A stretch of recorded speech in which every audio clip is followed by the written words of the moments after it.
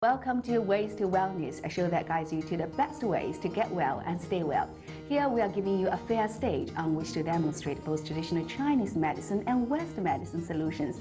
But we just show the different options. You are the one to decide which is the best treatment for you. Do you have to sit at your desk in the same position for long hours?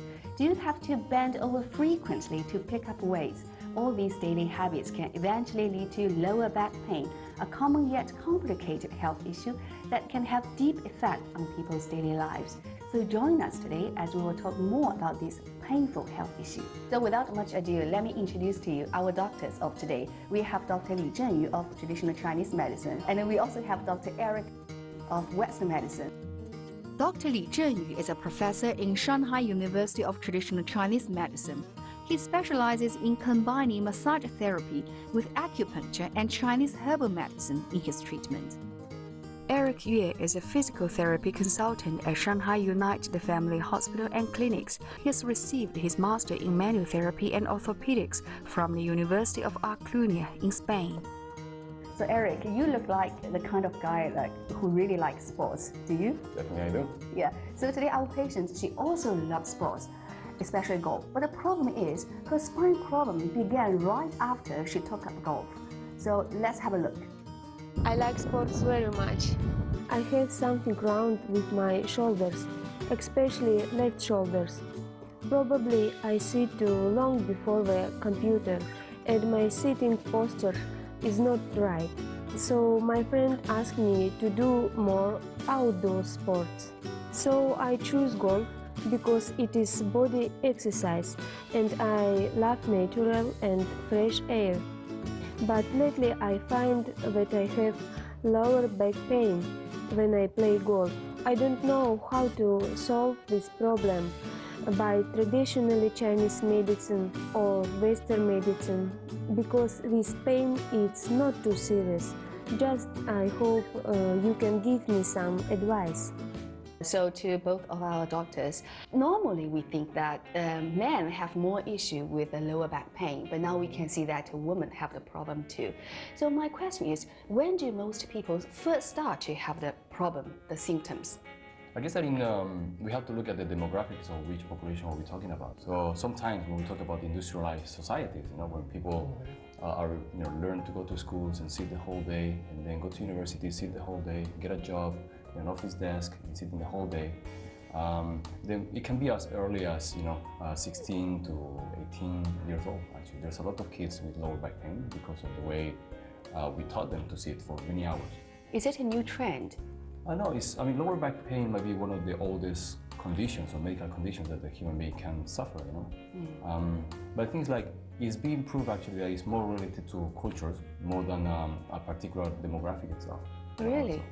The way we are taught to sit, the way we are taught to dress, the way we are taught to do activities, and the fact that maybe in more industrialized societies, people tend to have more time to do sports or do things that potentially can lead to injuries. 那么相对来讲呢，应该说呢，可能随着年纪越大的话，可能这个发病的发病率呢会越高。当然不能排除年纪轻的发病，因为年纪轻人可能会运动损伤。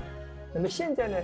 总体来讲呢，可能又因为大家长期坐在那里在电脑前坐着不动，那么这中医讲这经脉的气血运行不通畅了，所以呢，这样的病呢反而好像年纪轻的在30多岁的这个人群里边好像越来越多了。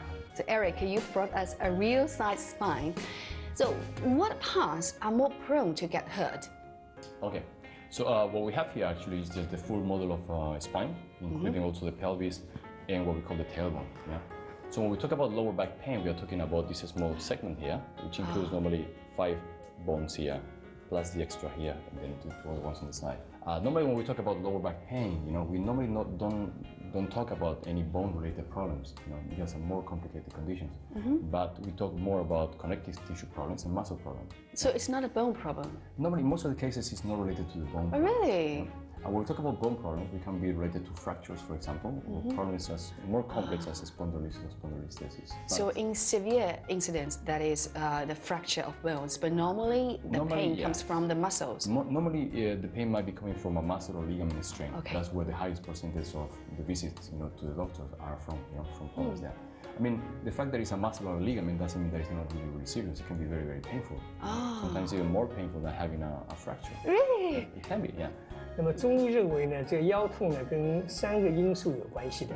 第一呢是外感，所谓外感呢，就是说我们讲感受了风、寒或者湿或者热以后呢，会引起腰部经脉不通畅，拘急以后呢，会引起腰痛的。比如说你下雨了、受凉了啊，或者呢汗出了以后，对吧？马上这个吹风。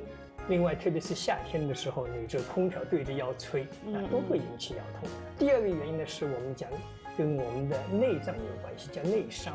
所谓内伤呢，可能是包括什么？有先天的原因，还有体质比较虚或者年纪比较大的，还有呢就是劳倦啊、劳倦内伤。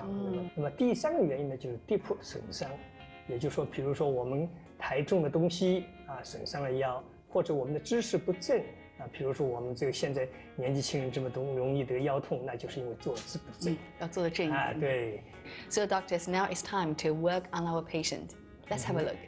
So Katie, right now we're going to do an examination. Yeah, I'm going to check your lower back. It's very lucky what my lower back pain is not too serious, and I come to see doctor in time. So doctor has helped our patient to correct some posture problems, and our patient, her situation is not a serious one. But talking about the symptoms of the serious lower back pain, what are they? Let's do a street interview first. 脑子里面没氧气，有时候会导致这个腰痛啊，或者打呼噜啊，什么东西都有可能的。开会的时候，上了像个腰。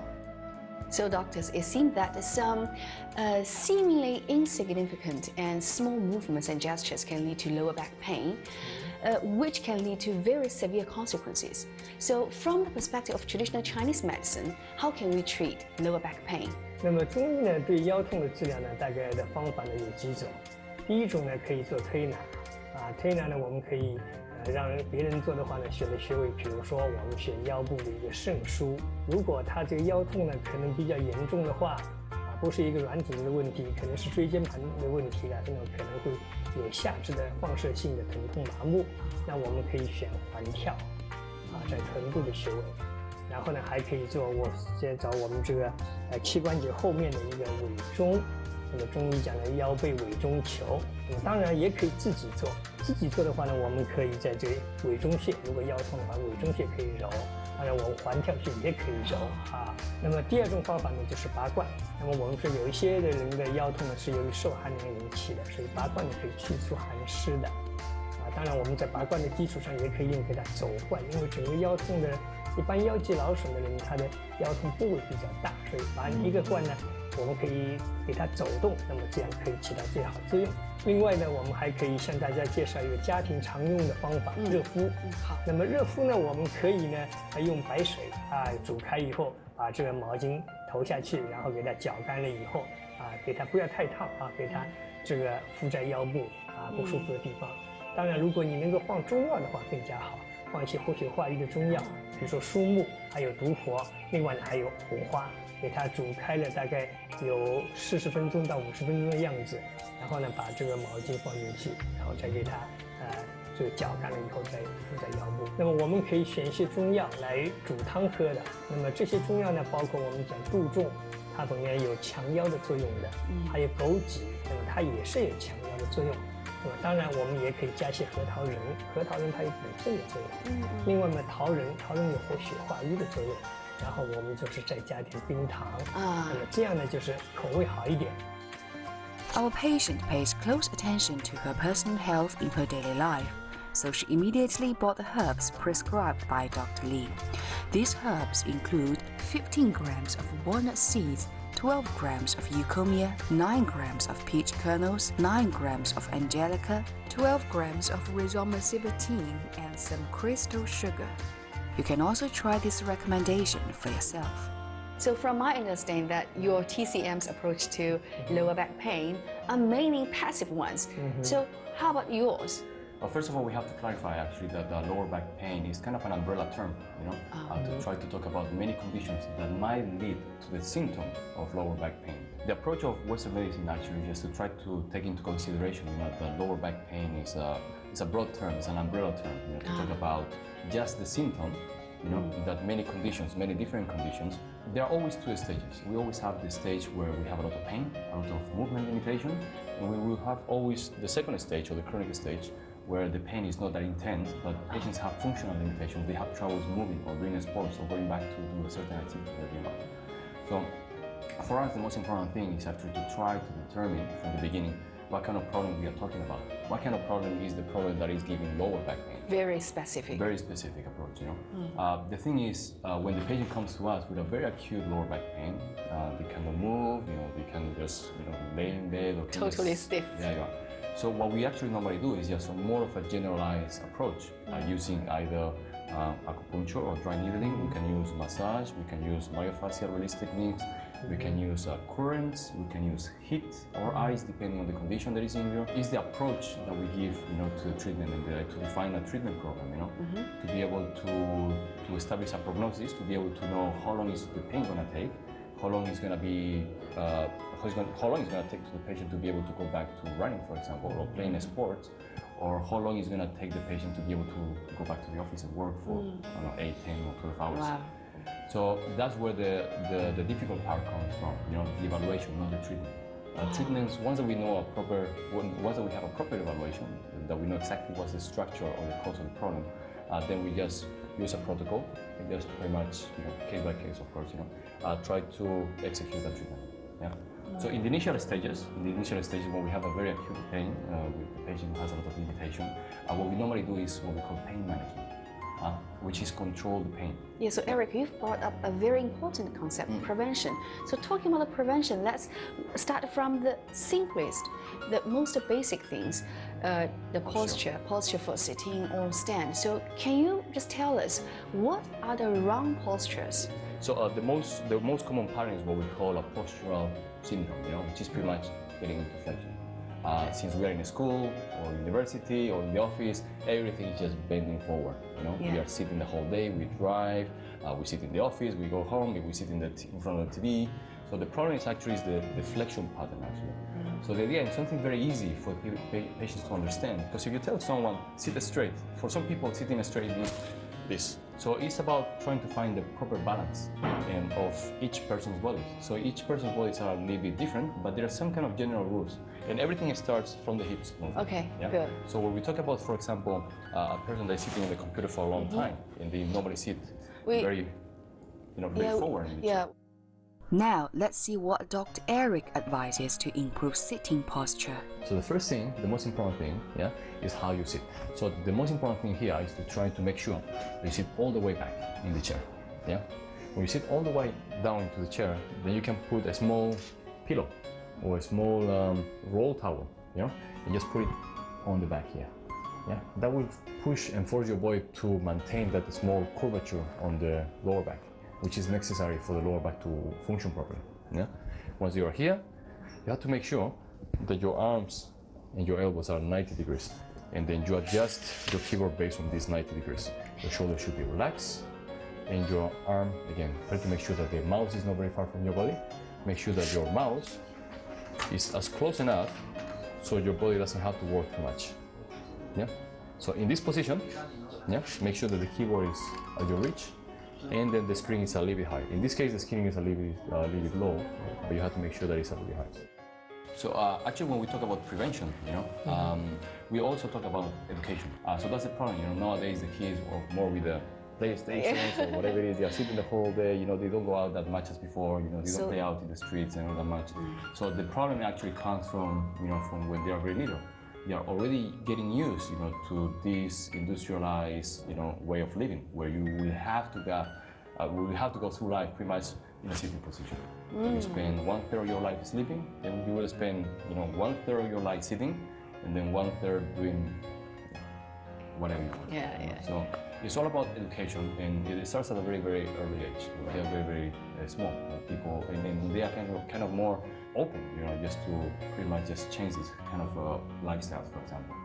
As you get older, you get all these bad habits, you know, it's going to be very, very hard to change. Dr. Li, from the perspective of traditional Chinese medicine, what can we do in our daily life to protect our lower back? 那么一般来讲呢，有慢性腰痛的人呢，腰部要保暖。第二呢，应该睡床呢应该睡硬板床。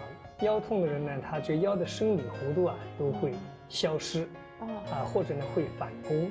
那么我们这个硬板床以后呢，至少能够让它是比较平的。当然，我们还可以做一些锻炼。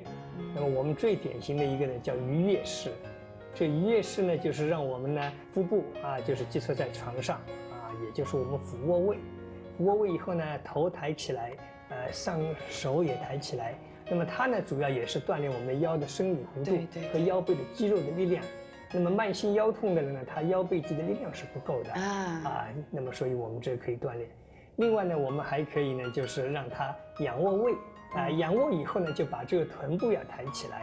那么为了把臀部抬起来呢，我们有5个点寄宿在床上，一个是后脑勺，还有是2个肘关节，然后呢是2个足跟，所以5点式。这寄宿在床上，然后也是一个挺腰的动作，那它也是恢复腰的生理弧度，和同样是会使腰背肌的力量得以增强。Now let's review the suggestions from the doctors. In Western medicine, it's very important to determine the underlying condition by making postural and dynamic evaluations of activities in one's daily life. Treatment should not stop at the initial phase of decreasing symptoms. Rather, it should continue by educating the patient on how to take control of their lives and prevent and manage future episodes through incorporating specific exercise routines in their everyday life. In Chinese medicine, you need to pay attention to keeping the lower back warm and properly massage the related acupoints. Try diet therapy. Simple yoga postures can also help prevent lower back pain. For more health information, please do join our WeChat. We will offer you some tips almost every day. You can search for our official account, ICS 养生东西方, or our ID, Ways to Wellness, or you may scan the 2-dimensional barcode on